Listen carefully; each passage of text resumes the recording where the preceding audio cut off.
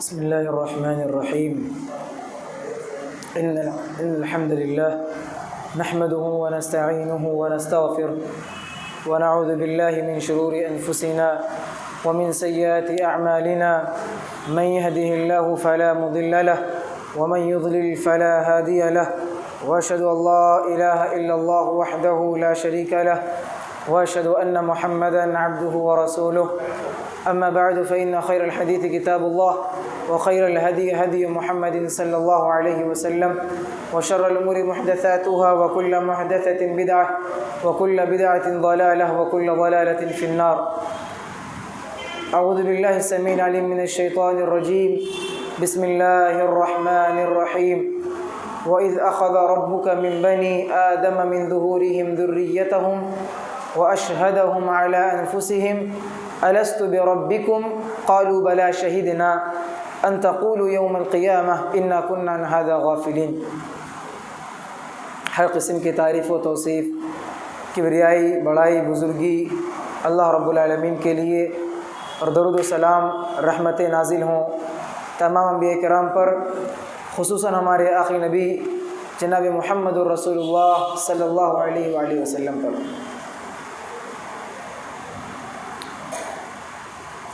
جیسا کہ عنوان جو سلسلہ وار چل رہا ہے، توحید کو سمجھنا ضروری کیوں ہے، تو اس کے پہلے حصے میں، پچھلے درس میں توحید کے تعلق سے کچھ باتیں بیان کی گئی تھیں اور 11 اصول بیان کیے گئے تھے کہ توحید کو سمجھنا ضروری کیوں ہے. اس کے 11 پوائنٹس تھے، 11 نقاط تھے. پہلا یہ تھا کہ توحید اصول ہے. دوسرا یہ تھا کہ ہر نبی کو، ہر امت کے لیے اللہ رب العالمین نے اس لیے بھیجا تھا تاکہ توحید کی دعوت کو وہ عام کریں. تیسرا یہ تھا کہ توحید کو سمجھنا اس لیے ضروری ہے کیونکہ توحید سب سے افضل ذکر ہے. چوتھا مقصد تھا کہ دنیا کو اللہ رب العالمین نے توحید کی خاطر ہی بنایا. پانچواں اصول تھا کہ توحید کا علم اس لیے ضروری ہے تاکہ شرک سے بچا جائے. اور چھٹا یہ تھا کہ توحید کے ذریعے سے آدمی ہدایت کا ذریعہ پا لیتا ہے. اور ساتواں یہ تھا کہ توحید کی وجہ سے انسان کے اعمال قبول ہوتے ہیں، توحید نہ ہو تو اعمال برباد ہو جاتے ہیں. آٹھواں یہ تھا کہ توحید کے بغیر انسان جانور کے مانند ہے. اور نواں یہ تھا کہ توحید کے ذریعے سے نیکیوں میں اضافہ ہوتا ہے. اور 10واں یہ تھا کہ توحید کی وجہ سے نبی صلی اللہ علیہ وسلم کی سفارش نصیب ہوگی قیامت کے دن. اور 11واں پوائنٹ یہ تھا کہ توحید کی وجہ سے گناہ معاف ہوتے ہیں اور مومن جو گنہگار ہوگا توحید کی وجہ سے وہ آخر میں جہنم سے نکال دیا جائے گا. یہ 11 پوائنٹس تھے جو پچھلے درس میں آپ کے سامنے اس کی تفصیل اور ڈیٹیل میں اس کو بتایا گیا تھا. آج اسی کو ہم کنٹینیو کرتے ہوئے 12واں پوائنٹ لیتے ہیں کہ 12واں پوائنٹ کیا ہے، توحید کو سمجھنا ضروری کیوں ہے، توحید کے بغیر انسان کو چھٹکارا کیوں نہیں ہے. 12واں نقطہ یہ ہے کہ توحید کے لیے کوئی عذر نہیں. توحید کے لیے، توحید کے معاملے میں کوئی عذر، کوئی سنوائی، کوئی ایکسکیوز، کوئی بہانہ نہیں چلے گا. اس لیے بھی توحید کا علم حاصل کرنا ضروری ہے. اللہ رب العالمین فرماتے ہیں قرآن مجید میں، سورہ اعراف سورہ نمبر 7 ہے، آیت نمبر 172 میں فرماتے ہیں وَإِذْ أَخَذَ رَبُّكَ مِن بَنِي آدَمَ مِن ظُهُورِهِمْ ذُرِّيَّتَهُمْ کہ تمہارے رب نے آدم علیہ السلام کے پیٹھ سے پوری ذریت کو نکالا، یعنی قیامت تک آنے والے تمام لوگوں کو نکالا اور ان سے ایک عہد و پیمان لیا. عالم ارواح میں، روحوں کی دنیا میں وہ کیا تھا؟ الست بربکم، کیا میں تمہارا رب نہیں ہوں؟ تو سبھی لوگوں نے یہ کہا تھا کہ ہاں اے اللہ. قالوا بلا شہیدنا، کیوں نہیں، ہم گواہی دیتے ہیں، ہم تسلیم کرتے ہیں کہ تو ہی ہمارا رب ہے. پھر اللہ رب العالمین نے وہاں کہا تھا ان تقولوا یوم القیامت انا کنا عن ھذا غافلین، آج تو تم وعدہ لے رہے ہو اور وعدے کو قبول کر رہے ہو کہ ہاں تو ہی ہمارا رب ہے، لیکن قیامت کے دن یہ مت کہنا ان تقولوا یوم القیامت انا کنا عن ھذا غافلین، اے اللہ دنیا میں تو ہم اس توحید سے غافل تھے، ہمیں پتہ نہیں تھا، کوئی بتانے والا نہ تھا، لہٰذا یہ ایکسکیوز اور بہانہ نہیں چلے گا۔ کیوں؟ اللہ رب العالمین نے دنیا میں بھیجنے سے پہلے تمام لوگوں سے یہ عہد، یہ وعدہ لے چکا ہے۔ اس کے بعد آگے کیا فرمایا؟ او تقولوا انما اشرک آباؤنا من قبل وکنا ذریۃ من بعدہم، اور کوئی انسان قیامت کے دن یہ بھی نہیں کہہ سکتا کہ اللہ دنیا میں میرے باپ دادا بھی شرک کرتے چلے آئے تھے، تو میرے باپ دادا کو دیکھتے ہوئے، ان کے دین کو ہم دیکھتے ہوئے اسی گھرانے میں ہم پیدا ہوئے، اس لیے ہم شرک کر بیٹھے، توحید کے بارے میں پتہ نہ چل سکا۔ اللہ کیا کہیں گے؟ انا کنا عن ھذا غافلین، تم غافل تھے۔ یہ جتنے بھی بہانہ ہیں باپ دادا کے، یہ کوئی بہانہ نہیں چلے گا۔ اگر اللہ رب العالمین نے یہ وعدہ ہم سے لیا تو ہم بھول کیوں گئے؟ ہمیں یاد کیوں نہیں؟ اس تعلق سے جلال الدین قاسمی جلال الدین قاسمی حفظہ اللہ اپنی کتاب جو تفسیر لکھے ہیں ذکر للعالمین، اس کے اندر انہوں نے وضاحت کی ہے کہ انسان بھول کیوں گیا اس توحید کے اس وعدے کو۔ اس کے اندر انہوں نے بتایا کہ انسان بہت ساری چیزیں جو بہت زیادہ دن بیت جاتا ہے، گزر جاتا ہے، تو انسان اس چیز کے اندر تھوڑا بھول جاتا ہے، کچھ چیزیں اس کے اندر بھولی بھٹکی چیز پیدا ہو جاتی ہے۔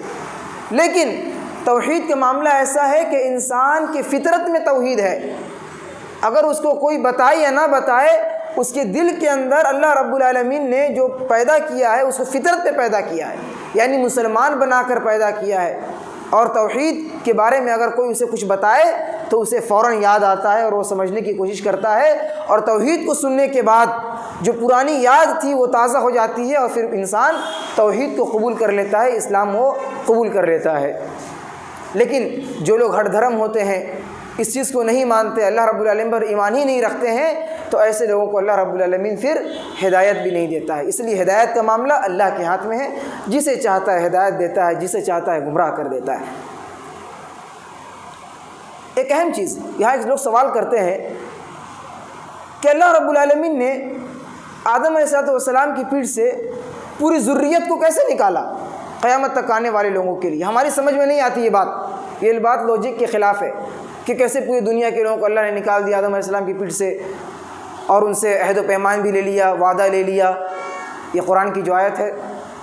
تو یہ چیز گرچہ ہماری عقل میں آئے یا نہ آئے، ہمیں بات ماننی پڑے گی۔ دوسری بات، آج سائنسی جو تحقیق ہے، سائنسی تحقیق کے ناحیے سے اگر آپ دیکھیں تو سائنس یہ بتاتی ہے کہ انسان کے اندر جسم میں جو مادہ منویہ ہوتا ہے، جو منی ہوتا ہے، اسپرم جس کو کہتے ہیں، اس کے اندر انسان 1 ml میں، 1 ملی لیٹر میں تقریباً 450 سے 500 تک، 450 سے 500 ملین اسپرم ہوتے ہیں۔ ایک قطرے میں 450 سے لے کے 500 ملین اسپرم ہوتے ہیں، اور ایک وقت میں انسان اگر جو منی خارج ہوتا ہے وہ 5 ملی لیٹر، ایک مرتبہ میں، ایک وقت میں 5 ملی لیٹر وہ اپنے جسم سے مادہ منویہ کو خارج کرتا ہے، وہ خارج ہوتا ہے، نکلتا ہے۔ اس بنیاد سے یہ بتایا گیا کہ انسان کے ایک وقت میں جو منی نکالتا ہے 5 ml، تو 5 ml میں سے اگر آپ دیکھیں تو ہر ml میں، یعنی کہ ہر نطفے میں، ہر قطرے میں کروڑوں کروموزومز ہوتے ہیں، خلیے ہوتے ہیں، سیلز جس کو کہتے ہیں، سیلز۔ ایک قطرے میں کروڑوں کیا ہوتے ہیں؟ سیلز ہوتے ہیں، اور ہر سیلز میں کیا ہوتا ہے؟ ایک جرثومہ ہوتا ہے کہ جو انسان جس کے ذریعے سے بچہ بننے کی صلاحیت ہوتی ہے۔ ایک 5 ملی لیٹر کا وہ منی، اس میں سے ایک قطرہ، ایک بوند، اس میں ہزاروں کروڑوں ملین کے آپ کے کروموزومز، اسپرم، اور اس ہر خلیے میں، ہر سیل کے اندر 23 جوڑے ہوتے ہیں، اور ہر جوڑے کے اندر یہ صلاحیت ہوتی ہے کہ وہ بچہ بنا سکے۔ تو سائنس کی یہ تحقیق کی بنیاد پہ آج لوگوں نے یہ تسلیم کیا ہے کہ ہاں اللہ رب العالمین نے جو کہا کہ ہم آدم علیہ السلام کی پیٹھ سے پوری ذریت کو نکالے ہیں، یہ کوئی دور کی بات، بعید بات نہیں ہے۔ پتہ چلتا ہے کہ یہ اللہ رب العالمین کر سکتے ہیں اور اللہ ہی کر سکتے ہیں، اللہ کے علاوہ کون کر سکتا ہے۔ دوسری بات، اگر یہ سائنسی تحقیق نہ ہوتی ہمارے سامنے، صرف قرآن کی آیت ہوتی، سائنس اس بارے میں کچھ نہ کہتا، پھر بھی ہمارا ایمان 100% تھا کہ نہیں اللہ نے کہا ہے تو یہ ہے۔ اسی کو کہتے ایمان بالغیب، ایمان اللہ رب العالمین پر ایمان لانا۔ ہمیں یاد ہو یا نہ ہو، اللہ نے قرآن میں کہہ دیا سو کہہ دیا، ماننا پڑے گا، لوجک سمجھ میں آئے یا نہ آئے ماننا پڑے گا۔ یہ ہے ایمان بالغیب، جو کہ توحید کی ایک بہت ہی اہم جز ہے۔ اسی طریقے سے قیامت کے دن اللہ رب العالمین بعض مشرکوں سے پوچھیں گے جو توحید پر انتقال نہیں ہوا، کفر کرتے ہوئے مر گئے، اللہ تعالیٰ ان سے پوچھیں گے ان اللہ یقول یوم القیامت لبعض المشرکین، کہ بعض مشرکوں سے اللہ تعالیٰ پوچھیں گے لو کان لک مثل الارض ذہبا، کہ اگر آج تمہیں پوری زمین سونا بھر کر کے دے دیا جائے، کیا تم اس کو اللہ رب العالمین کے راہ میں دینے کو تیار ہوگے، تاکہ زمین بھر کر کے ہم سونا اللہ کو دے دیں اور اللہ تعالی ہمیں عذاب سے بچا لے۔ عذاب سے بچنے کے لیے زمین بھر کر کے سونا خرچ کرنے کو تیار ہو؟ وہ لوگ کہیں گے ہاں اللہ، اگر ہمارے پاس پوری زمین کے برابر سونا ہو جائے تو سونا دے کر کے ہم عذاب سے بچنا چاہیں گے۔ تو اللہ تعالیٰ کہیں گے اکنت مفتدیا بہ قال نعم منک ما هو اہون وادنی ذلک، دنیا کے اندر میں نے اتنی بڑی زمین چھوڑو، صرف تھوڑی سی میں نے ایک عہد و پیمان لیا تھا، اگر اس کو یاد کر کے اس توحید کو اپنا لیتے، لا الہ الا اللہ کہہ دیتے، اس کے تقاضے کو پورا کر لیتے تو آج تم اس عذاب سے بچ جاتے، لیکن شرک کی وجہ سے، توحید نہ ہونے کی وجہ سے تم زمین بھر کر کے سونا بھی دے دو گے تو جہنم کے عذاب سے بچ نہیں پاؤ گے۔ تو اس لیے توحید کے معاملے میں کوئی عذر نہیں ہوگا کہ ہمارے ساتھ یہ معاملہ تھا، وہ معاملہ تھا، یہ تھا، وہ تھا۔ آپ کو توحید ہر حال میں سیکھنی ہے اور اس کا جاننا ہر کسی کے لیے ضروری ہے۔ اللہ رب العالمین نے قرآن مجید میں فرماتے ہیں ان الذین کفروا وماتوا وهم کفار، کہ جو لوگ کفر کی حالت میں انتقال کر گئے تو قیامت کے دن زمین بھر کر کے سونا بھی قبول نہیں کیا جائے گا، ان کے لیے دردناک عذاب ہوگا اور ان کے لیے کوئی مددگار نہیں ہوگا۔ سورہ آل عمران کی آیت نمبر 91 کے اندر یہ آیت موجود ہے۔ اب دیکھیے، لوگ کہتے ہیں باپ دادا ایسا کرتے تھے اس لیے ہم کر رہے ہیں۔ دنیاوی اعتبار سے آپ دیکھیں، اگر آپ کے پروج باپ دادا اگر دھوتی پہنتے تھے، اگر وہ کرتا پہنتے تھے پرانے زمانے کے، اگر آپ کہیے کہ آپ تو باپ دادا وہ پہنتے تھے آپ بھی پہنو، وہ کہیں گے نہیں وہ پرانا زمانہ تھا، وہ چولہے میں کھانا پکاتے تھے، کہیں گے وہ پرانا زمانہ تھا، آج اپڈیٹ زمانہ ہے، آج زمانہ ترقی کر گئی ہے، ہم لوگ گیس میں کھانا بنائیں گے۔ وہ لوگ مٹی کے برتن میں کھاتے تھے، آج ہم ان کی تقلید میں اور ان کی حوالہ دیتے ہوئے نہیں کہتے چلو آج ہم مٹی کے برتن میں کھانا کھاتے ہیں کیونکہ باپ دادا نے کھایا۔ لیکن جب دین کی بات آئے، پڑھنے کی بات آئے، توحید کو سمجھنے کی بات آئے تو بات سب کی بات یہی ہوتی ہے کہ ہمارے باپ دادا نے یہی کیا تھا اس لیے ہم اس کو کر رہے ہیں۔ اگرچہ کوئی شخص مان لے کہ باپ دادا نے مٹی کے برتن میں کھایا وہ بھی کھانے لگے، باپ دادا دھوتی پہنے وہ بھی پہننے لگے، باپ دادا چولہے میں کھانا پکاتے تھے وہ بھی کھانا پکانے لگے، اگر پورا وہ آج کے ڈیٹ میں بھی باپ دادا کو فالو کرتا ہے لیکن دین کے معاملے میں باپ دادا کی پیروی نہیں چلے گی، پھر بھی اس کو چاہیے کہ وہ دین کے معاملے میں، توحید کے معاملے میں ریسرچ کرے، تحقیق کرے اور مطالعہ کرے اور توحید کا علم حاصل کرے۔ علامہ قرطبی رحمۃ اللہ علیہ، وہ مالکی ہیں، امام مالک کی تقلید کرنے والے تھے، مقلد تھے، انہوں نے یہ کہا کہ ہم مسلک میں فضائل اور مسائل میں تقلید کرتے ہیں امام مالک کی، لیکن توحید کے معاملے میں تقلید جائز نہیں ہے کسی کے لیے بھی۔ توحید ہر انسان کو سیکھنا ضروری ہے، چاہے وہ مقلد ہو یا تقلید کرنے والا ہو یا نہ کرنے والا ہو۔ گرچہ تقلید جائز نہیں ہے، صرف اتباع ہوگی تو محمد رسول اللہ صلی اللہ علیہ وسلم کی، اس کے علاوہ کسی شخصی تقلید جائز نہیں ہے، لیکن جو تقلید کرتے ہیں، مفسر ہیں علامہ قرطبی رحمۃ اللہ علیہ، وہ کہتے ہیں کہ میں بھی توحید کے معاملے میں اپنے امام مالک کی تقلید نہیں کرتا ہوں، بلکہ توحید کو لینے کے لیے میں اللہ اور اللہ کے رسول کی تعلیمات اور صحابہ کرام کے منہج کو دیکھتا ہوں۔ تو توحید کے معاملے میں کسی کی تقلید نہیں، بلکہ ریسرچ کرنا، پڑھنا، جانکاری حاصل کرنا ہر کسی کے لیے ضروری ہے۔ اب فرعون نے بھی یہ کہا تھا موسیٰ علیہ السلام سے، قال فما بال القرون الاولیٰ، کہ اے موسیٰ تم آج ہمیں توحید کی دعوت دے رہے ہو، صحیح دین بتا رہے ہو، ہمارے باپ دادا تو جو گزر گئے ان کے پاس تو یہ توحید نہیں تھا، تو ان کے بارے میں تم کیا کہتے ہو؟ اگر موسیٰ علیہ السلام کہتے کہ تمہارے باپ دادا گمراہ تھے تو فرعون لوگوں کو بھڑکاتا، دیکھو تمہارے باپ دادا کو برا بھلا کہہ رہا ہے موسیٰ۔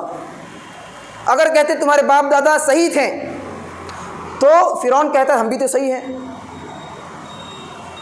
موسیٰ علیہ السلام نے جواب دیا، قال علمها عند ربی فی کتاب، تمہارے باپ دادا نے کیا کیا، اللہ نے اسے لوح محفوظ میں اپنے صحیفے میں لکھ لیا ہے، انہوں نے جو کیا ہے اللہ تعالیٰ ان کا بدلہ دے گا، ان کا حساب و کتاب لے گا، ان کا معاملہ ہمیں نہیں پتہ، لیکن آج میں تمہیں توحید کی دعوت دے رہا ہوں، تمہارے لیے ضروری ہے اس دعوت کو قبول کرو۔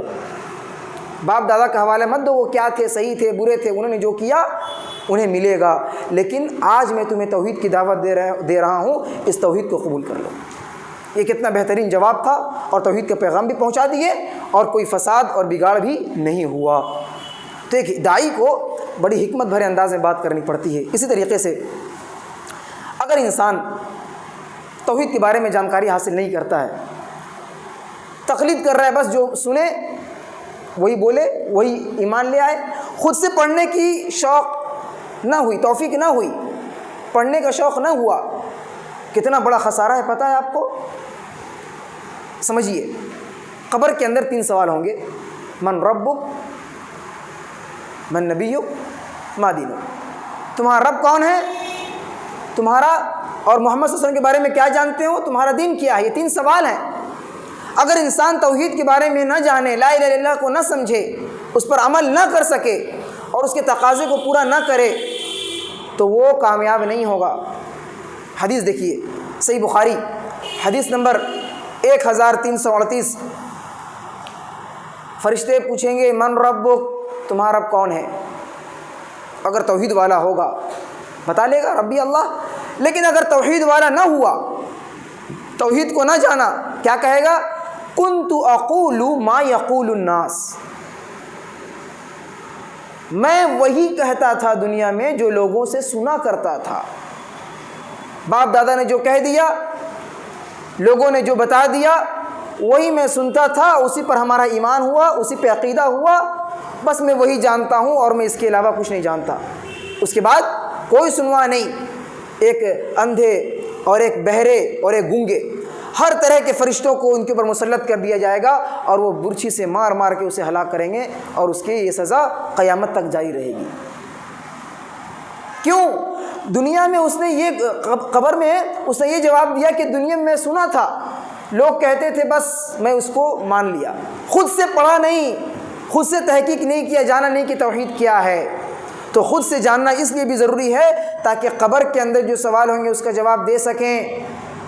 اس لیے بھی توحید کے معاملے میں کوئی عذر نہیں ہوگا، جو سمجھے گا پڑھے گا وہی جواب دے پائے گا، جو نہیں سمجھے گا تقاضا پورا نہیں کرے گا، وہ چاہے دن بھر میں 1000 مرتبہ 1,00,000 مرتبہ لا الہ الا اللہ کا رٹا لگائے، لا الہ الا اللہ کرتے ہوئے مر جائے، لیکن اس کے تقاضے کو، اس کے مفہوم کو نہیں سمجھے گا تو وہ قبر کے اندر جواب نہیں دے پائے گا۔ اب آئیے ایک سوال کہہ کر کے اپنی بات کو میں آگے بڑھاؤں۔ سوال یہ ہے کہ کچھ لوگ اگر کسی ایسے علاقے میں رہتے ہوں جہاں توحید کی دعوت نہیں پہنچی، کوئی جنگل میں رہ رہا ہو آدی واسی، یا کوئی بیابان میں ہو، کوئی پہاڑوں میں ہو، یا کوئی بہرا ہے، توحید کی بات کو سن ہی نہیں سکتا، کوئی کچھ بولے گا سن ہی نہیں سکتا ہے، تو ایسے لوگوں کے بارے میں کیا ہوگا؟ تو اس کے بارے میں مسند احمد کی ایک روایت ہے، حدیث نمبر 16344، کہ 4 قسم کے لوگوں کو اللہ رب العالمین قیامت کے دن آزمائیں گے۔ اس میں سے ایک بہرا ہوگا، ایک پاگل جو سمجھداری نہیں تھی توحید کیا ہے، شرک کیا ہے، بات سمجھتا نہیں تھا، پاگل ہوگا، ایک اہل فترہ یعنی کہ 2 نبیوں کے درمیان میں پیدا ہوا اور مر گیا، توحید کی دعوت ملی نہیں، نبی کے زمانہ پایا نہیں، تو ایسے لوگوں کو اللہ رب العالمین قیامت میں جمع کریں گے اور ایک رسول کو بھیجیں گے، اور رسول کہیں گے کہ جہنم میں جاؤ، اگر جو لوگ جہنم کی طرف بڑھ گئے وہ کامیاب ہو گئے، وہ بردم و سلامہ وہ جنت میں چلے جائیں گے، اور جو یہاں پوچھ لے کہ ہم جہنم میں کیوں جائیں، جو رسول کی بات کو سننے کے بعد وہ کہے کہ ہم جہنم میں کیوں جائیں، لہٰذا وہ دنیا کے اندر بھی اگر توحید کی دعوت ملتی تو دنیا میں بھی وہ چوں چرا کرتا، نہیں مانتا، پوچھتا، بہانے بناتا، تو اس وقت پتہ لگ جائے گا کہ جو رسول کی بات کو مان لے گا، جہنم میں جانے کے لیے تیار ہوگا، دراصل وہ جنت میں چلا گیا، جو وہاں نہیں مانا وہ جہنم میں چلا گیا۔ تو یہ بعض لوگوں کے لیے امتحان ہوگا جن کے پاس توحید کی دعوت دنیا میں نہ پہنچی ہو۔ پوائنٹ نمبر 13، 2 پوائنٹ بیان کر کے میں انشاءاللہ لا الہ کی مفہوم پہ آؤں گا کہ لا الہ الا اللہ کا حقیقی معنی کیا ہے۔ پوائنٹ نمبر 13 کہ توحید اس لیے ضروری ہے اس کو سمجھنا، جاننا، کیونکہ ایک آدمی جب علم حاصل کرتا ہے تو شروعات توحید سے ہوگی، اور ایک داعی، ایک مولوی صاحب اگر دین کسی کو بتانا چاہتے ہیں تو شروعات توحید سے ہوگی۔ توحید ہر چیز کا نقطۂ آغاز ہے، ابتدا ہے، اسٹارٹس ہے۔ دلیل، معاذ بن جبل رضی اللہ عنہ کو اللہ کے نبی صلی اللہ علیہ وسلم یمن کی طرف بھیج رہے ہیں، کس لیے؟ دعوت تبلیغ کے لیے، لوگوں کو دین سکھانے کے لیے۔ اللہ کے نبی صلی اللہ علیہ وسلم وصیت کیا کرتے ہیں؟ صحیح بخاری کی یہ روایت ہے، حدیث نمبر 1496۔ اللہ کے نبی صلی اللہ علیہ وسلم فرماتے ہیں، یا معاذ انک تاتی قوم من اہل الکتاب، اے معاذ دیکھو تم اہل کتاب کے علاقے میں جا رہے ہو، کیا کرنا؟ شہادت اللہ الہ الا اللہ، فادعوہم الی شہادت اللہ الہ الا اللہ۔ سب سے پہلے جس چیز کی تمہیں دعوت دینی ہے، لوگوں کو وہاں بتانا ہے، وہ توحید ہے، اللہ رب العالمین کی معرفت ہے، جانکاری ہے، لوگوں کو اللہ رب العالمین کے بارے میں بتانا، وَأَنَّ محمد رسول اللہ، اور محمد صلی اللہ علیہ وسلم کی رسالت کے بارے میں بتانا۔ فَإِنْهُمْ أَطَاعُوا، اگر وہ اس چیز کو ایکسیپٹ کر لیں، اللہ کو پہچان لیں، رسول کو مان لیں، دل سے اقرار کر لیں، زبان سے کہہ دیں، نیکسٹ اسٹیپ کیا ہے؟ اگلا مرحلہ، فَإِنْهُمْ أَطَاعُوا لِذَلِكَ فَعَلِمْهُمْ أَنَّ اللَّهَ افْتَرَضَ عَلَيْهِمْ 5 صلوات فی یوم واللیلہ۔ دوسرا اسٹیپ یہ ہے کہ تم انہیں بتانا کہ دن بھر میں 5 نمازیں ہیں، دن اور رات میں نماز فرض کی گئی ہے، نماز کو پڑھنا۔ اگر نماز کو بھی وہ لوگ مان لیں گے، پھر کہنا صدقہ اور زکوٰۃ کے بارے میں حکم دینا کہ زکوٰۃ کو فرض کیا گیا، زکوٰۃ مان لیں گے، پھر حج کا حکم دینا۔ یعنی کہ دعوت کا جو طریقہ ہے اللہ کے نہیں بتا رہے ہیں، دنیا قیامت تک کے آنے والے تمام لوگوں کے لیے کہ جو کوئی دین سیکھنا چاہتا ہے یا جو کوئی دین سکھانا چاہتا ہے وہ شروعات کرے تو توحید سے شروعات کرے۔ فَاعْلَمْ أَنَّهُ لَا إِلَهَ إِلَّا اللَّهُ، سورہ محمد آیت نمبر 19، کہ علم حاصل کرو، جانو، کیا جانو؟ أَنَّهُ لَا إِلَهَ إِلَّا اللَّهُ، اسٹارٹ اور شروعات ہو توحید لا الہ الا اللہ کے بارے میں جانو کہ لا الہ الا اللہ کیا ہے، اس چیز کے بارے میں جانو۔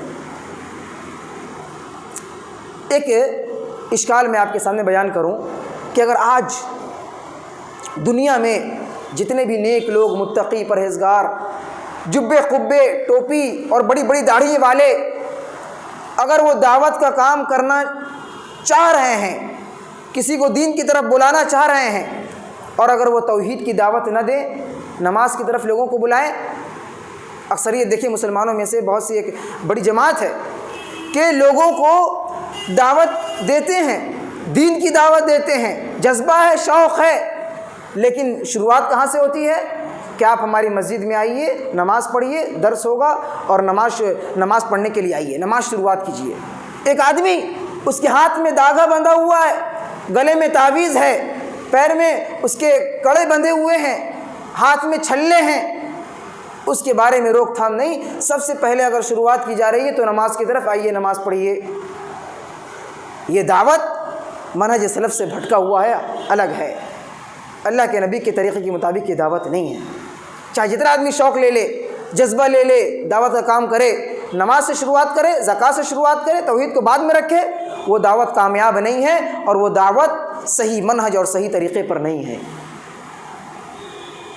اس لیے توحید ضروری ہے، کیونکہ سیکھنے والا اور سکھانے والا ہر کسی کے لیے ضروری ہے کہ وہ توحید سے شروعات کرے۔ یہ پوائنٹ نمبر 13 تھا۔ پوائنٹ نمبر 14 اور آخری پوائنٹ نمبر 14، توحید اس لیے بھی ضروری ہے کہ توحید تمام اعمال کی قبولیت کی شرائط میں سے ہے۔ پچھلے درس میں بتایا گیا تھا کہ اعمال برباد ہو جائیں گے، یہاں بتایا جا رہا ہے کہ اعمال قبول ہوگی۔ کس بنیاد پہ؟ شرط کیا ہے؟ توحید ہونا چاہیے۔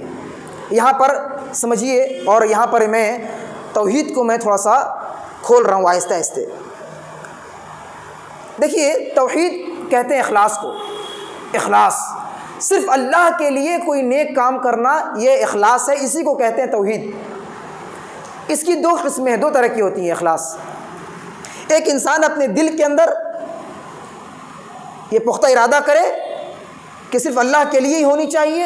دوسرا یہ کہ آدمی جب عمل کرے تو عمل سے بھی یہ ظاہر ہو کہ ہاں وہ اللہ رب العالمین کے لیے ہی کر رہا ہے۔ کیسے سمجھیں گے اس کو؟ آئیے سمجھتے ہیں۔ دیکھیے، اخلاص عقیدے میں ایک انسان نماز پڑھتا ہے اور نماز وہ اللہ کے لیے پڑھ رہا ہے، ٹھیک ہے، روزہ اللہ کے لیے رکھتا ہے، حج اللہ کے لیے کرتا ہے، لیکن اس کے دل میں یہ خیال ہو، عقیدہ ہو، ہم یہ نماز اللہ کے لیے پڑھ رہے ہیں، لیکن یہ نماز ہم کسی اور کے لیے بھی پڑھ سکتے ہیں، یہ روزہ ہم کسی اور کو بھی خوش کرنے کے لیے رکھ سکتے ہیں، اور یہ حج ہم کہیں اور بھی، خانہ کعبہ کے علاوہ کہیں اور بھی کر سکتے ہیں، اللہ کے علاوہ ہم کہیں اور بھی سجدہ کر سکتے ہیں۔ نماز پڑھنے والا اللہ کے لیے پڑھ رہا ہے، لیکن دل میں یہ سوچے کہ نماز ہم کسی اور کے لیے بھی پڑھ سکتے ہیں، تو اس کو کہتے ہیں عقیدے کے اندر شرک آ گیا، دل کے اندر شرک پیدا ہوا، اور شرک شروعات یہیں سے ہوتی ہے کہ اگر سجدہ کر لیے تو کیا حرج ہے، جھک گئے تو کیا حرج ہے۔ یہ شروعات اور بگاڑ دل سے ہوتی ہے۔ اسی لیے اگر دل کے اندر توحید لانا ہے تو سب سے پہلی چیز، ہم جو بھی کام اللہ کے لیے کر رہے ہیں، نماز، روزہ، حج، زکوٰۃ، قربانی، نذر و نیاز، جتنی بھی چیزیں ہیں ہم اللہ کے لیے کر رہے ہیں، تو اللہ ہی اس کا اکیلا حقدار ہے، اللہ کے علاوہ اس کا کوئی حقدار ہے ہی نہیں۔ اگر اس چیز کو اگر دل میں اپنا لیے، یعنی کہ آپ پکے موحد ہیں اور توحید پرست ہیں۔ یہ ہے دل کی توحید، کہ ہم اللہ کے لیے ہی سمجھے، کسی اور کے لیے نہ سمجھے۔ دوسری چیز، عمل میں توحید کیسے آئے گا؟ عمل میں توحید لانے کے لیے سب سے پہلی چیز، ہم یہ کام کر رہے ہیں اللہ کے لیے، سب کچھ کر رہے ہیں، نیت اچھی ہے، طریقہ اچھا ہے، نماز ہی پڑھ رہے ہیں، اچھا کام کر رہے ہیں، لیکن میرے بازو ایک شخص بیٹھا ہوا ہے، ہم اپنے ذہن میں یہ سوچ رہے ہیں، تصور کر رہے ہیں کہ میرے بازو جو بیٹھا ہوا ہے اس کو دکھاؤ، ریاکاری جس کو بولتے ہیں۔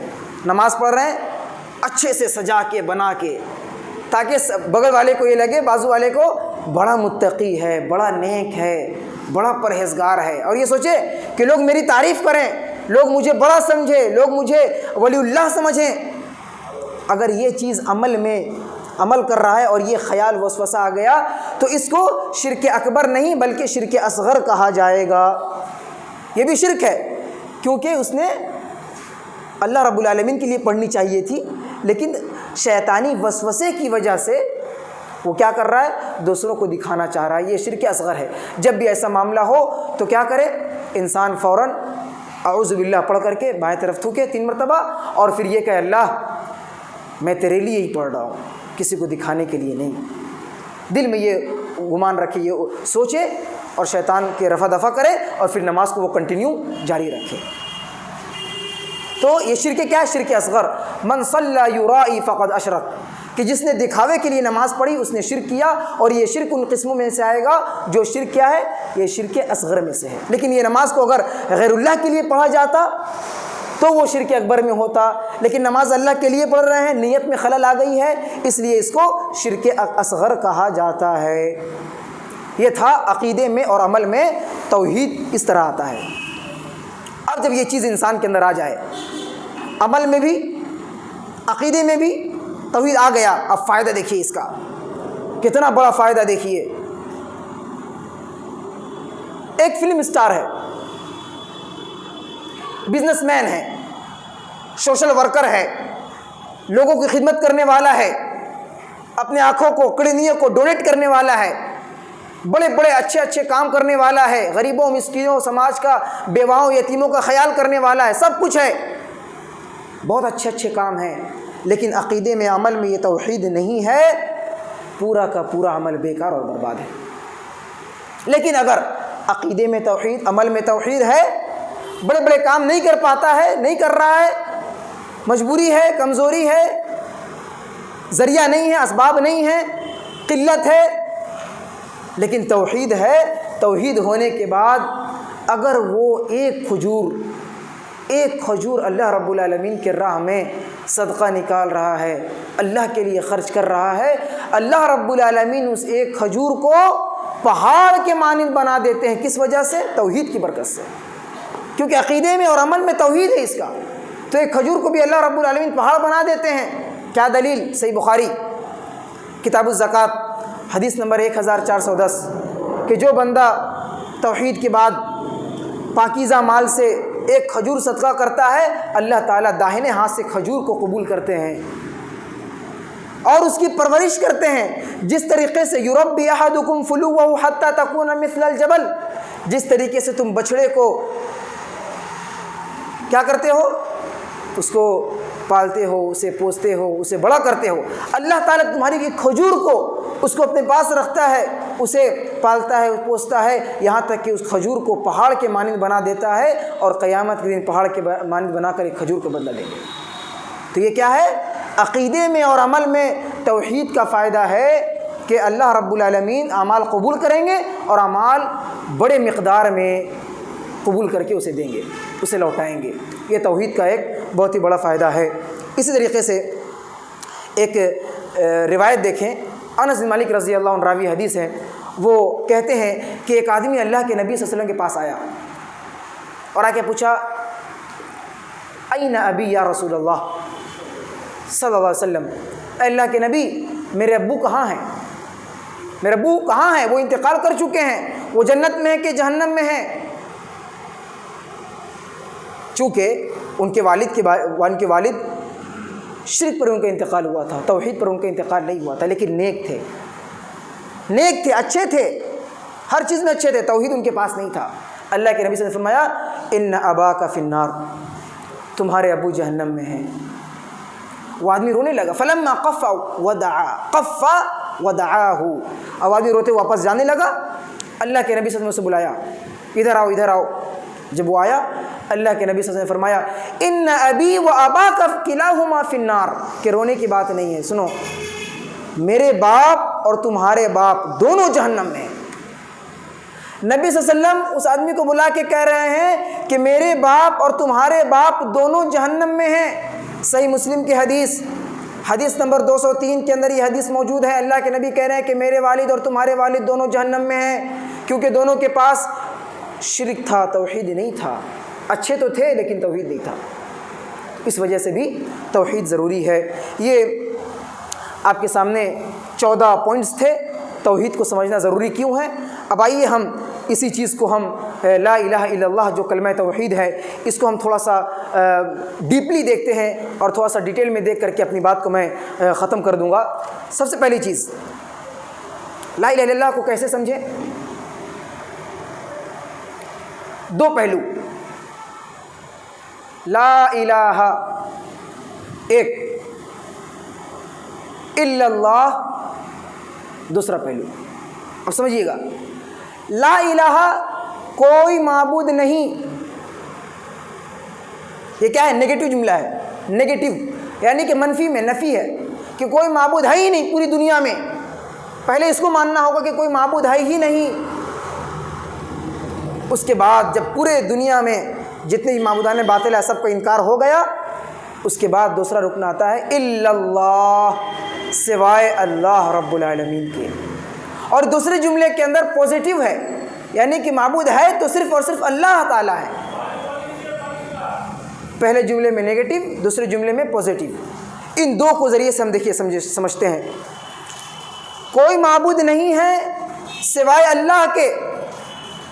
عربی کا ایک قاعدہ ہے کہ عربی میں کسی چیز کو بیان کرنا ہو تو آدمی نارملی بیان کرتا ہے ان اللہ جمیل، بے شک اللہ تعالیٰ خوبصورت ہے، یحب الجمال، خوبصورتی کو پسند کرتا ہے، یہ حدیث ہے۔ تو یہاں پر اگر یہ کہا جاتا ان اللہ الہ یا اللہ الہ کہ اللہ تعالیٰ معبود ہے تو ایک شک پیدا ہوتا۔ اللہ تعالیٰ معبود ہے یعنی کہ اللہ کے علاوہ دنیا میں جتنے بھی معبودان باطلہ جس کی عبادت کی جاتی ہے یعنی کہ وہ سب بھی معبود ہیں، ان سب کی عبادت کی جا سکتی ہے، ایک شک پیدا تھا، ایک شک ہوتا۔ لیکن اللہ رب العالمین نے اللہ الہ کو الٹا کر دیا۔ اور عربی کا ایک قاعدہ ہے کہ جب کسی سیدھے جملے کو آگے پیچھے کر دیا جائے، سیدھے جملے کو آگے پیچھے کر دیا جائے تو معنی کے اندر تاکید اور زور پیدا ہوتا ہے، اور ایک کانفیڈنس اور ایک شک کو ختم کر دیا جاتا ہے، یقین پیدا ہوتا ہے۔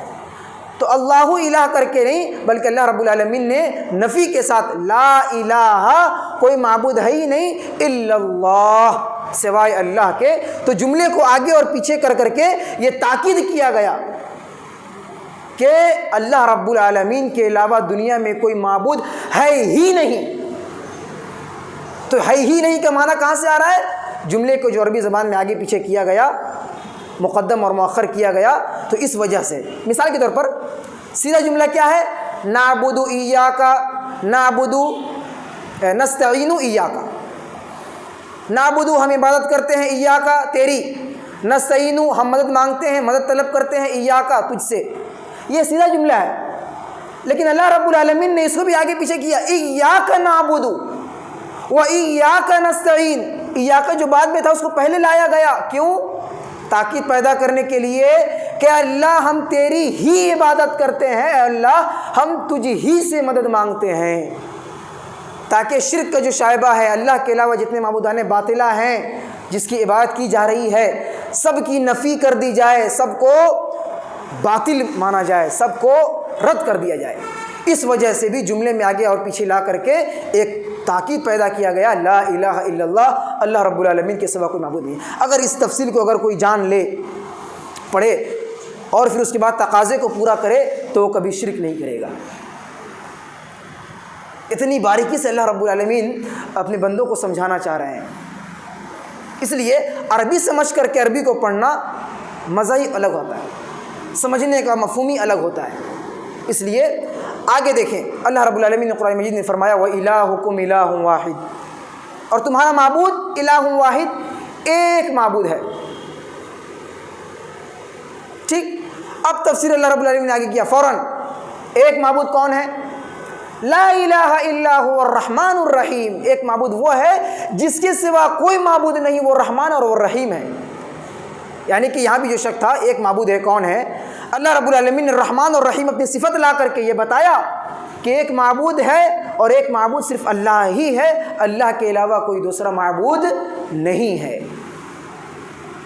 تو یہ کیا مفہوم ہے؟ وَإِلَٰهُكُمْ إِلَٰهٌ وَاحِدٌ لَا إِلَٰهَ إِلَّا هُوَ الرَّحْمَٰنُ الرَّحِيمُ۔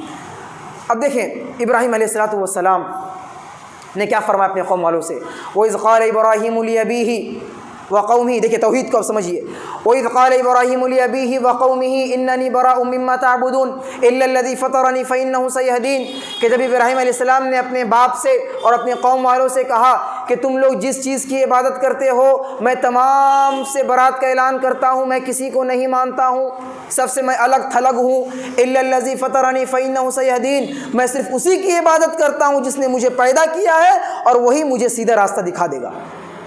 فطرنی، جس نے مجھے پیدا کیا ہے اور وہی مجھے سیدھا راستہ دکھائے گا۔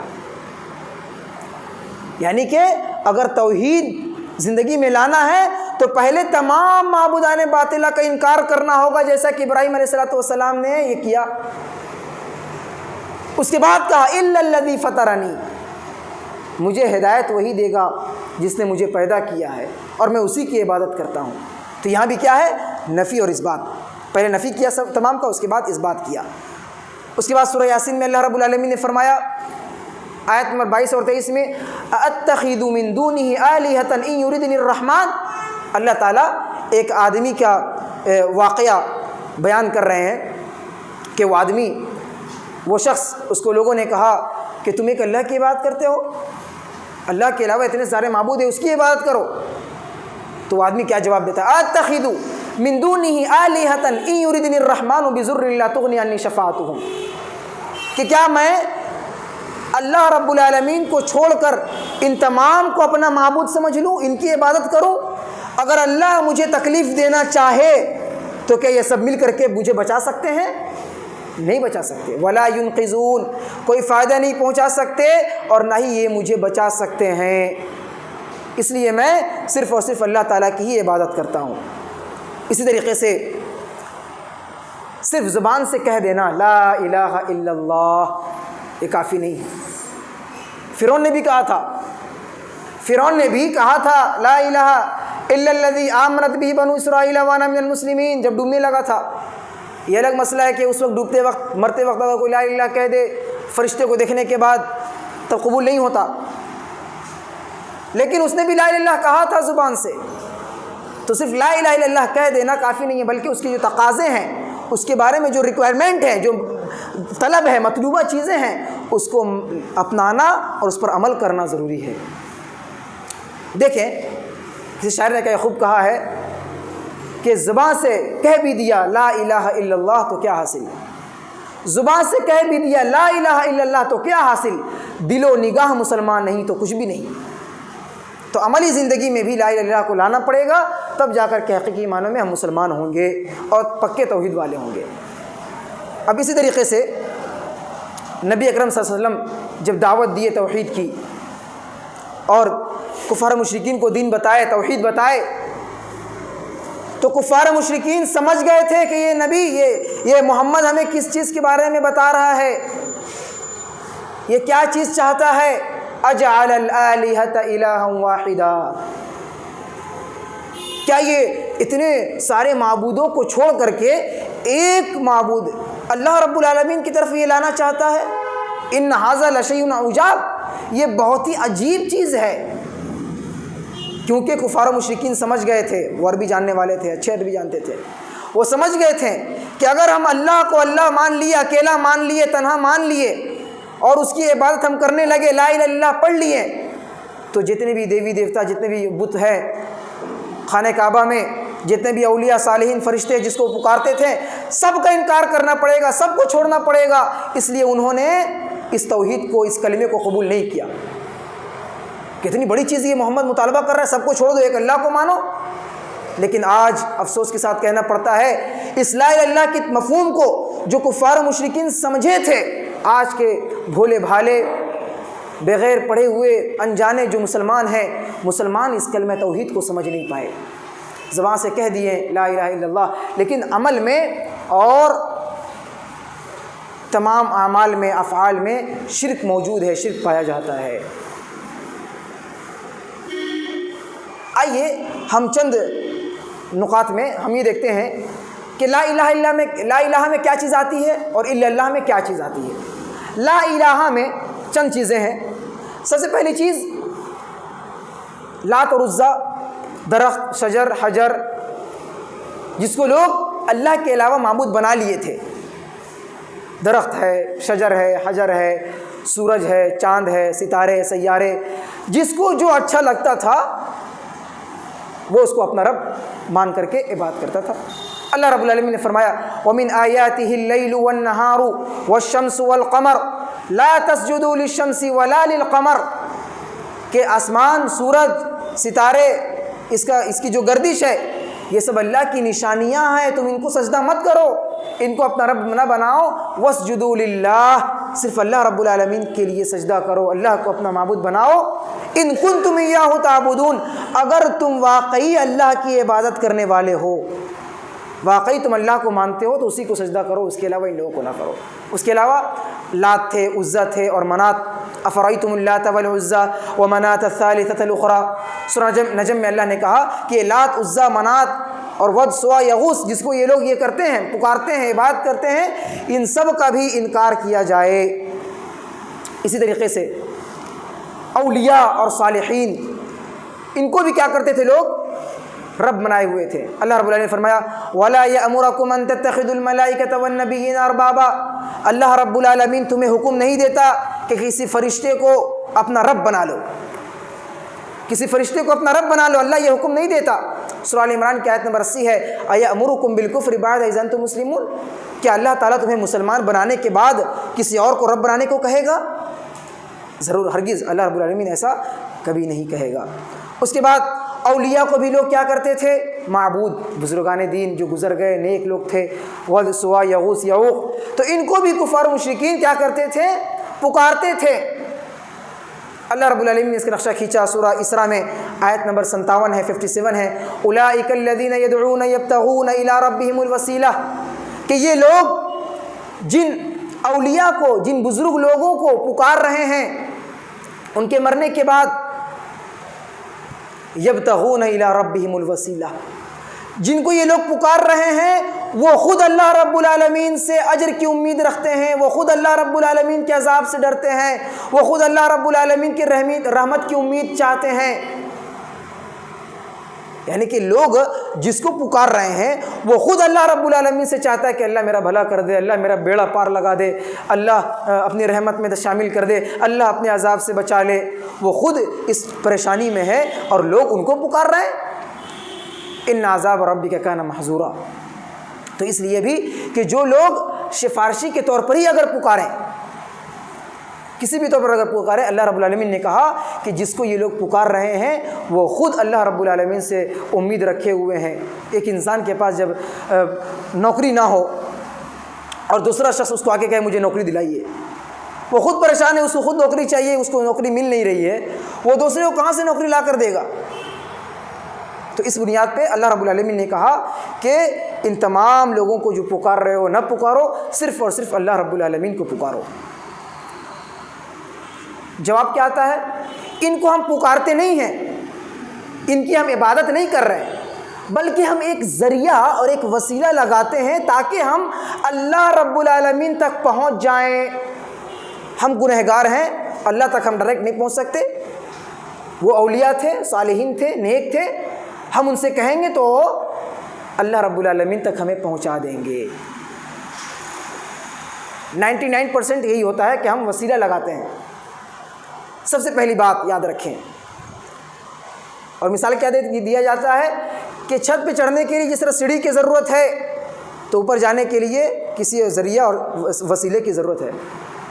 سب سے پہلی بات اللہ رب العالمین نے قرآن مجید میں کہا، سورہ نحل سورہ نمبر 16 آیت نمبر 60 وَلِلَّهِ الْمَثَلُ الْأَعْلَى، اللہ رب العالمین کی مثالیں، اللہ رب العالمین کے لیے جو مثالیں ہیں بہت ہی اونچی ہے۔ دنیا کی چیزوں کو دیکھ کر کے اللہ رب العالمین کی مثال مت بناؤ۔ دنیا ہے، یہ دنیا میں چھت ہے تو سیڑھی کی ضرورت پڑتی ہے، لیکن اللہ رب العالمین دنیا میں جس طرح یہ سیڑھی، چھت پہ جانے کے سیڑھی کے ہم محتاج ہیں، اللہ رب العالمین ان چھوٹے موٹے مثال سے بہت ہی اعلیٰ ہے، بلند ہے۔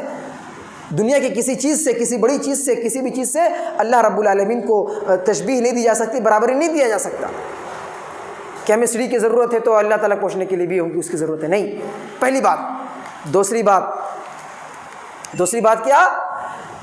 اللہ کے نبی صلی اللہ علیہ وسلم کفار مشرکین کو جب یہ دعوت دیے تو وہ لوگ کیا کہیں؟ کیا جواب دیے وہ لوگ جواب دیے سورہ یونس سورہ نمبر 10 آیت نمبر 18 وَيَعْبُدُونَ مِن دُونِ اللَّهِ مَا لَا يَضُرُّهُمْ وَلَا يَنفَعُهُمْ وَيَقُولُونَ هَؤُلَاءِ شُفَعَاؤُنَا عِندَ اللَّهِ۔ جب اللہ کے نبی صلی اللہ علیہ وسلم نے کہا کہ ان کو مت عبادت کرو، ان کو مت پکارو، تو ان لوگوں نے یہ کہا کہ ہم جانتے ہیں کہ یہ نفع نہیں پہنچا سکتے، یہ ہمیں کوئی نقصان نہیں پہنچا سکتے، ہمارا ایمان ہے وَيَقُولُونَ هَؤُلَاءِ شُفَعَاؤُنَا عِندَ اللَّهِ، لیکن ہمارا عقیدہ یہ ہے کہ یہ ہمیں اللہ رب العالمین تک پہنچانے کا ایک ذریعہ ہے۔ شفعاؤنا یعنی کہ سفارشی کر دینے والے ہیں۔ قُلْ أَتُنَبِّئُونَ اللَّهَ، اللہ تعالیٰ کہہ رہے ہیں کہ آپ کہہ دیجئے لوگوں سے، یہ لوگ ایسی بات کر رہے ہیں کہ جس کے بارے میں نہ آسمان اور زمین کو پتہ ہے۔ سبحانہ و تعالی، پوائنٹ والی چیز، سبحانہ و تعالی عما یشرکون، اللہ رب العالمین پاک ہے ان تمام چیزوں سے جس کو یہ لوگ بیچ میں شریک بنا رہے ہیں یا وسیلہ لگا رہے ہیں یا سفارش سمجھ رہے ہیں یا آگے بڑھنے کے لیے چاہ رہے ہیں۔ سبحانہ و تعالی، اللہ تعالیٰ ان تمام چیزوں سے پاک ہے، عما یشرکون، جس چیز کو یہ لوگ شریک کر رہے ہیں یا بیچ میں لا رہے ہیں۔ واضح آیت ہے۔ ایک اور آیت سورہ زمر کی، ما نعبدهم الا ليقربونا الى الله زلفا، کفار مشرکین یہ کہتے تھے ہم ان کی عبادت نہیں کرتے، ما نعبدهم، ہم ان کی عبادت نہیں کرتے نا، الا ليقربونا الى الله زلفا، مگر انہیں صرف اس لیے پکارتے ہیں تاکہ یہ اللہ رب العالمین سے ہمیں قریب کر دے، ليقربونا، ہمیں قریب کر دے اللہ تعالیٰ سے۔ لہذا کفار مشرکین کا عقیدہ تھا کہ اللہ تعالیٰ ہے، وہ جانتے تھے اللہ ہے۔ ابو جہل کو پتہ تھا کہ اللہ رب العالمین ہے، لیکن اللہ ایک ہے یہی پتہ تھا۔ اللہ نے دنیا و آسمان بنائے، زمین سورج سیارے بنائے، ابو جہل کا ایمان تھا، پتہ تھا، ایمان رکھتا تھا، لیکن جب بات ہوئی لا الہ الا اللہ کی، توحید الوہیت کی یعنی عبادت کی، عبادت بھی اسی ایک اللہ کی کرنی چاہیے، یہاں پر آ کے ابو جہل مار کھا گئے۔ ابوبکر صدیق رضی اللہ عنہ وہ بھی لا الہ الا اللہ پڑھیں، کلمہ پڑھیں، جنت میں چلے گئے۔ ابو جہل بھی اللہ کو ایک مانا، جہنم میں چلا گیا۔ کیوں؟ یہی جو فرق ہے، توحید الوہیت، عبادت میں وہ کسی کو شریک نہیں کیے، توحید کہنے کے بعد، کلمہ پڑھنے کے بعد شریک نہیں کیے، جنت۔ اور یہ لوگ سفارشی کے طور پر بتوں کو پکارتے تھے، اس لیے ان کی یہ لا الہ کا جو مفہوم تھا، جو اللہ کو ایک مانتے تھے، کام نہ آیا اور وہ ہمیشہ ہمیشہ کے لیے جہنم میں رہیں گے۔ یہ کیا تھا؟ اب تک میں جو آپ کے سامنے بیان کی یہ تھا لا الہ۔ اب تھوڑا سا دیکھتے ہیں الا اللہ کیا ہے۔ الا اللہ کیا ہے؟ یعنی صرف اور صرف معبود اللہ رب العالمین ہی ہے، یعنی عبادت صرف اور صرف اللہ کی ہی کی جائے گی۔ عبادت کیا ہے؟ سوال، اللہ کی عبادت کی جائے گی تو عبادت کہتے کس کو ہے؟ اللہ کے لیے ہم کیا کیا کریں؟ نماز، روزہ، حج، زکوٰۃ، قربانی، نذر، نیاز، مدد طلب کرنا، کسی کو پکارنا اور پناہ طلب کرنا، یہ تمام چیزیں عبادت میں شامل ہیں۔ میں دلیل دوں گا، دلیل کے ساتھ میں اس کو کلیئر بھی کروں گا۔ سب سے پہلی چیز نماز اور زکوٰۃ۔ اللہ رب العالمین نے فرمایا وَمَا أُمِرُوا إِلَّا لِيَعْبُدُوا اللَّهَ مُخْلِصِينَ لَهُ الدِّينَ، کہ تمہیں یہ حکم دیا گیا ہے کہ تم صرف اللہ تعالیٰ کی خالص دل کے ساتھ، جو بتایا گیا، عقیدہ اور عمل کے اخلاص کے ساتھ نماز پڑھو اور زکوٰۃ دو۔ سورہ بینہ آیت نمبر 5، یعنی کہ نماز اور زکوٰۃ صرف اللہ کے لیے ہوگی۔ نمبر 2 روزہ، یا ایھا الذین آمنوا کتب علیکم الصیام کما کتب علی الذین من قبلکم، ایمان اور روزہ رکھو، تم سے پہلے والے لوگوں پر روزہ فرض کیا گیا تھا۔ سورہ بقرہ آیت نمبر 183۔ حج، حج بھی اللہ کے لیے، وَلِلَّهِ عَلَى النَّاسِ حِجُّ الْبَيْتِ، اور گھر کے اللہ رب العالمین کے جو گھر ہے کعبہ شریف، اس کے جو حج کرنا ہے وہ بھی صرف اللہ کے لیے ہے، کس پر؟ جو استطاعت رکھتا ہو۔ سورہ آل عمران آیت نمبر 97۔ اس کے بعد آئی ہے دعا، دعا کرنا، دعا میں پکارنا شامل ہے۔ دعا کا مطلب کیا ہوتا ہے؟ دعا کر رہے ہیں، یعنی کہ ہم پکار رہے ہیں۔ تو دعا بھی ایک ایسی چیز ہے اور یہ ایسی عبادت ہے جو کہ جس کے عبادت میں شک نہیں ہے، اور اس کے بارے میں دلیل بھی ہے۔ سورہ غافر آیت نمبر 60، 24 پارہ کی سورہ ہے، آیت نمبر 60۔ وَقَالَ رَبُّكُمُ ادْعُونِي أَسْتَجِبْ لَكُمْ، کہ تمہارے رب نے یہ کہہ دیا، فیصلہ کر دیا ہے کہ تم صرف اور صرف اس کو پکارو، ادعونی، کہ اللہ تعالیٰ کہہ رہے ہیں کہ تم سب کے سب صرف اور صرف مجھے پکارو، استجب لکم، میں تمہاری دعاؤں کو قبول کروں گا۔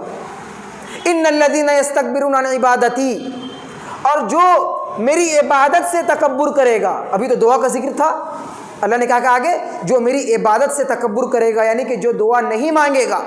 اس آیت سے پتہ چلا کہ دعا عبادت ہے، اللہ نے دعا کو ہی عبادت کہا ہے، اور جب دعا عبادت ہے تو دعا صرف اللہ کے لیے ہی ہوگی، اللہ کے علاوہ کسی اور کے لیے دعا نہیں ہوگی۔ حدیث الدعاء هو العبادہ، کہ دعا ہی عبادت ہے۔ تو جو چیز عبادت ہے وہ صرف اللہ کے لیے اور اللہ کے علاوہ کسی کے لیے نہیں۔ سنن ابن ماجہ حدیث نمبر 3828 میں یہ روایت ہے کہ الدعاء هو العبادہ، دعا ہی عبادت ہے۔ نمبر 5، مدد طلب کرنا۔ کسی سے ہم مدد طلب کر رہے ہیں تو مدد طلب کرنا کیا ہے؟ مدد طلب کرنا بھی عبادت ہے۔ دلیل ایاک نعبد و ایاک نستعین، اے اللہ ہم تیری ہی عبادت کرتے ہیں اور ہم تجھ ہی سے مدد طلب کرتے ہیں، مدد چاہتے ہیں۔ ٹھیک، تو پتہ کیا چلا کہ عبادت کے ساتھ اللہ نے مدد کو ذکر کیا، تو جس طرح عبادت ہم اللہ تعالیٰ کی ہی کرتے ہیں تو مدد طلب بھی ہم اللہ تعالیٰ سے ہی کریں گے۔ سوال پیدا ہوتا ہے، کیا سوال؟ اگر ہم مدد اللہ تعالیٰ سے ہم طلب کریں تو ہم لوگوں سے دنیا میں مدد طلب کیوں کرتے ہیں کہ بھائی میری مدد کر دو؟ یہ تو شرک ہو جائے گا۔ بھائی مجھے ایک گلاس پانی پلا دو، مدد ہم مانگ رہے ہیں، شرک ہو جائے گا۔ بھائی مجھے میرا فلاں یہ کام کر دو، ہم مدد طلب کر رہے ہیں نا لوگوں سے، جب کہ ہے کہ مدد صرف اللہ سے طلب کی جائے ورنہ شرک ہوگا۔ اس کے بارے میں سیدھا اصول یہ ہے کہ دیکھیں، مدد صرف اللہ رب العالمین سے طلب کرنی ہے، لیکن دنیا میں اللہ رب العالمین نے جو ذرائع بنائے ہیں اور جو چیزیں آپس میں رکھی ہیں، لین دین، تعلقات، ایک دوسرے کی مدد، ہیلپ کرنا، اس کے لیے شرط ہے، کنڈیشن ہے، 3 کنڈیشن یاد رکھیے۔ یہ 3 کنڈیشن اپنے دماغ کی دیوار میں بٹھا لیجئے اور اس کو یاد کر لیجئے، آپ کا معاملہ حل ہو جائے گا، کبھی شرک نہیں کریں گے۔ سب سے پہلی چیز، دنیا میں اگر مخلوق سے ہم مدد طلب کر رہے ہیں تو سب سے پہلی کنڈیشن یہ ہے کہ جس سے مدد طلب کی جا رہی ہے وہ زندہ ہو۔ اگر کسی مردے سے آپ مدد طلب کر دیے یہ شرک ہو جائے گا۔ پہلی شرط، جس سے مدد مانگ رہے ہیں وہ زندہ ہو۔ دوسری شرط، جس سے ہم مدد مانگ رہے ہیں وہ حاضر ہو، موجود ہو، سامنے ہو۔ یا پھر آج فون کا زمانہ ہے، فون پہ بات کر رہے ہیں یعنی کہ وہ فون پہ موجود ہے، حاضر ہے۔ لیکن اگر کوئی مدینہ میں بیٹھا ہوا ہے، وداؤٹ فون پکارے یا شاکر یا فلاں میری مدد کر دیجئے، وہ زندہ تو ہے، مدینہ میں ہے، لیکن وہ آپ کے سامنے حاضر نہیں ہے، موجود نہیں ہے۔ تو موجود نہیں ہے اس طرح اگر پکاریں گے تو یہ بھی شرک ہو جائے گا۔ زندہ ہو، حاضر ہو۔ تیسری اور آخری کنڈیشن جو مخلوق سے مدد مانگتے ہیں وہ یہ کہ وہ کام جو ہم مدد طلب کر رہے ہیں اس کام پر سامنے والا قادر ہو، قدرت رکھتا ہو۔ جیسے آپ کو ہم بولے کہ بھائی آپ پہاڑ کو گھسکا دیجئے، گھسکا سکتے؟ نہیں گھسکا سکتے۔ تو ایسی چیز ہم آپ سے مطالبہ کر رہے ہیں، مانگ رہے ہیں، جو کام اللہ تعالیٰ کا ہے، اللہ تعالیٰ کے اختیار میں، چاہے تو پہاڑ کو گھسکا دے، ہٹا دے، ختم کر دے۔ تو یہ چیز ہم کسی مخلوق سے اگر مان رہے ہیں تو یہ کیا ہوا؟ شرک۔ تو 3 شرط یاد رہے گی جس سے ہم مدد طلب کر رہے ہیں آپس میں، زندہ ہو، دوسری شرط بولیے موجود ہو، اور تیسری شرط اس کام پر وہ طاقت رکھتا ہو، قدرت رکھتا ہو۔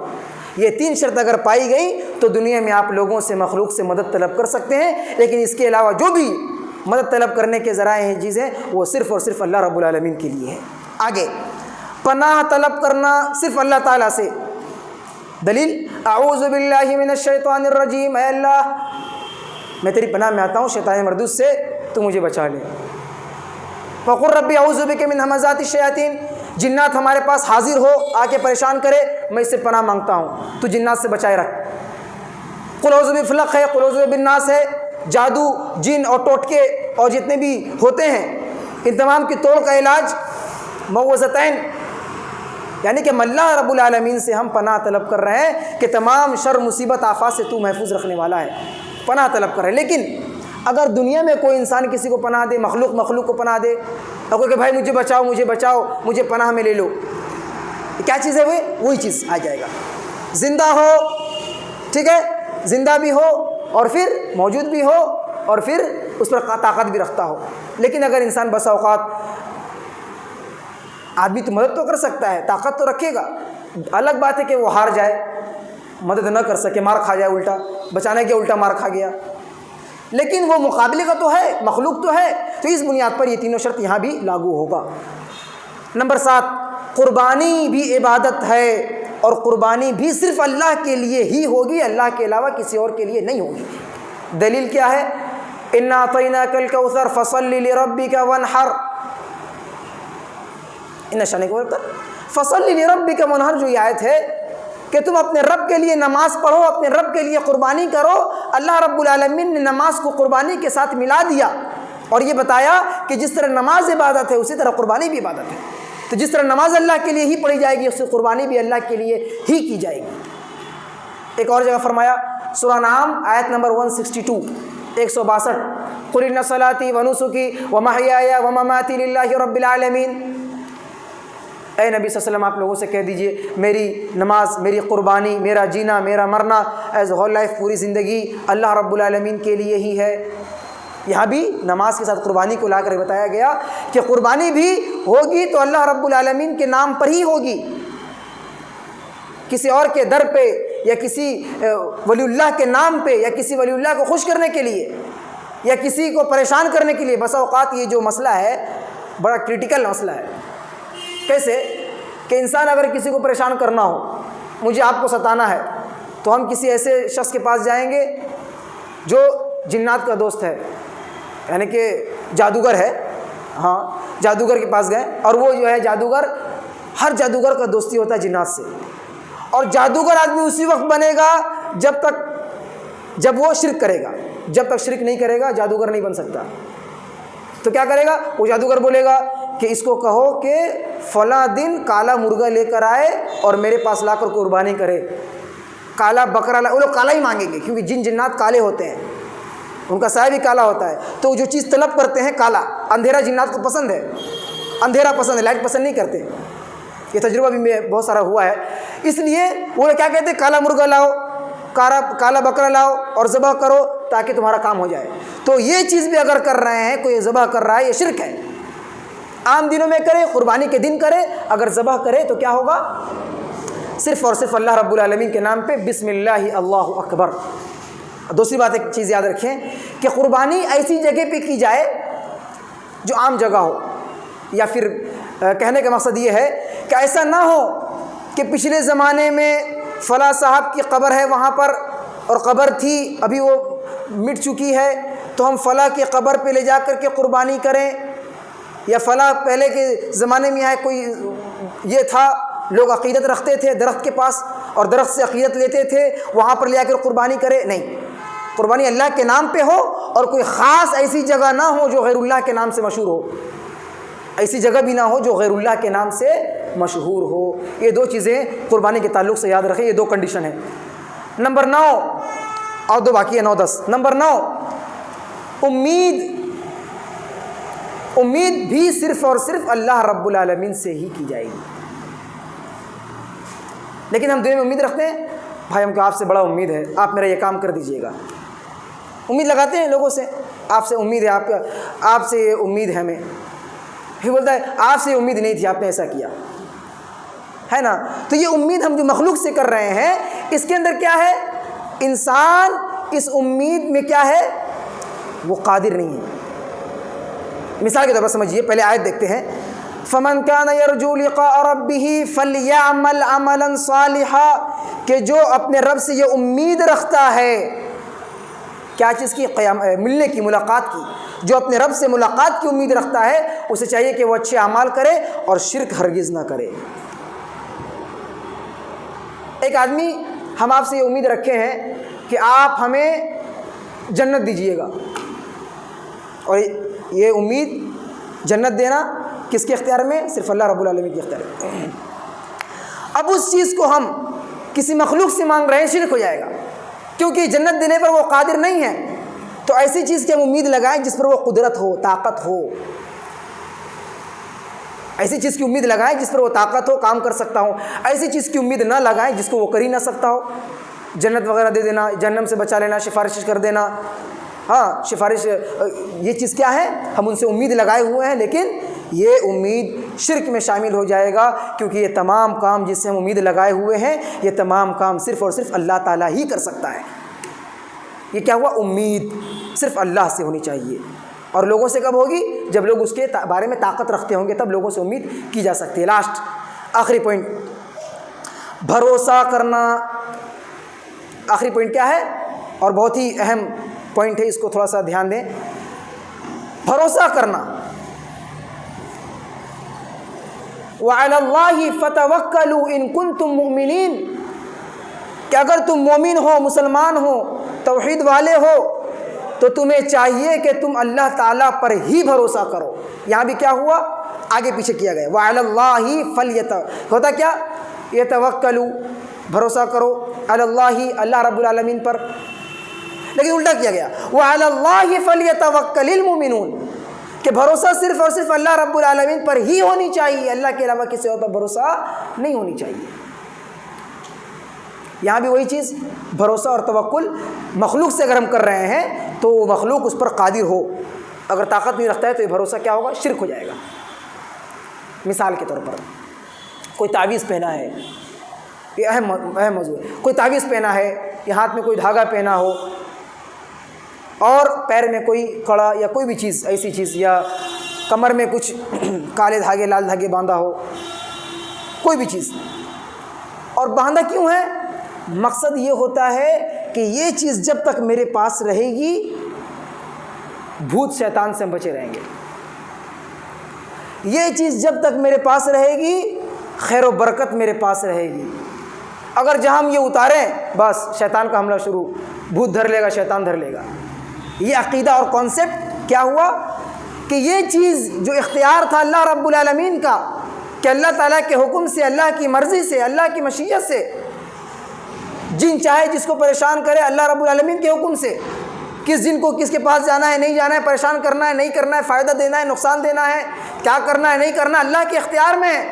اور اس چیز کو ہم کسی دھاگے پر ڈیپینڈ کر لیں اور اس پہ ہم محیط ہو جائے کہ اس وجہ سے ہمیں یہ ہوگی، خیر و برکت ہوگی، اور اس وجہ سے ہمیں نقصان ہوگی، تو اس کو کیا کہتے ہیں؟ شرک۔ سوال کیا؟ کوئی انسان کہے کہ ہم یہ کڑا پہنے ہیں، یہ تعویذ ہم لٹکائے ہیں، لیکن ہمیں یہ امید نہیں ہے کہ یہ ہم کو بچاتا ہے جنات سے، بس ایسے ہی پہن لیے کہ گھر والوں نے پہنا دیا ہے، پہن لیے ہیں، ہم اس میں مانتے نہیں ہیں، وشواس نہیں کرتے ہیں، بس ہم تعویذ پہن لیے، پیر میں کڑا باندھے ہیں، بس ہم مانتے نہیں ہیں۔ یہاں بھی جرم پہ وہ ثابت ہے، یہاں بھی وہ کیا کر رہا ہے؟ اس کا بھروسہ بھٹک رہا ہے۔ کیوں؟ دلیل سے بات، اللہ کے نبی صلی اللہ علیہ وسلم نے فرمایا، من تعلق تمیمۃ فقد اشرک، جس نے بھی تمیمہ لٹکایا، تمیمہ کیا کہتے ہیں؟ تمیمہ کس کو کہتے ہیں؟ یعنی کہ قاموس الجدید جو عربی ڈکشنری ہے اس میں لکھا ہوا ہے کہ جو بچے کے گردے میں لٹکائی جائے اس کو کہتے ہیں تمیمہ، اور اسی سے بنا ہے تعویذ۔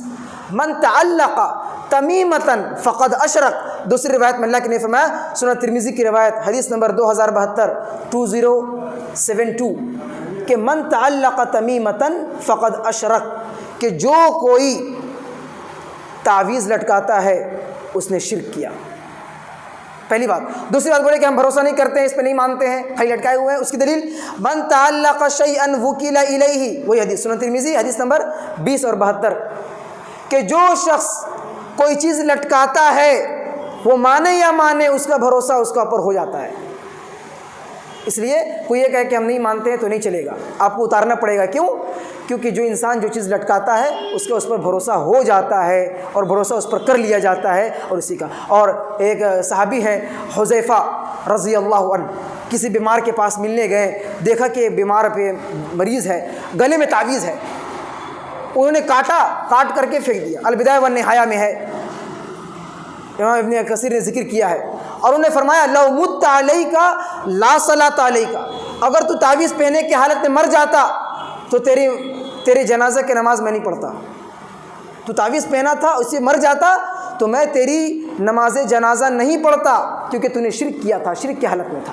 تو یہ چیز کیا ہے؟ یہ 10 چیزیں تھیں کہ جس میں الا اللہ کا جو مفہوم ہے کہ اللہ تعالیٰ کے لیے عبادت کی جائے، اور اللہ کے علاوہ جس چیز کے لیے بات نہیں تھی وہ مسئلہ یہاں پر تھا۔ لا الہ الا اللہ کے ہم نے جو مفہوم تھے اس کو ہم نے سمجھا ہے۔ انشاءاللہ لا الہ کے جو شروط ہیں، شرط کیا چیز ضروری ہے اور توحید کی جو قسمیں ہیں انشاءاللہ اس کو اگلے درس میں اللہ کے فضل سے اللہ نے توفیق دی تو اس کو بیان کیا جائے گا۔ رب العالمین سے دعا ہے کہ رب العالمین ہمیں دنیا میں رکھے، ایمان پر رکھے، خاتمہ ہو اسی ایمان پر، توحید پر ہی خاتمہ ہو۔ ہم میں سے جو بھی لوگ توحید سے بھٹکے ہوئے ہیں اللہ تعالیٰ انہیں توحید کی سمجھ دے دے، توحید پر عمل کرنے کی توفیق عطا فرما دے۔ آمین۔ اقول قولی ھذا واستغفر اللہ لی ولکم ولسائر المسلمین فاستغفروہ من کل ذنب انہ هو الغفور الرحیم۔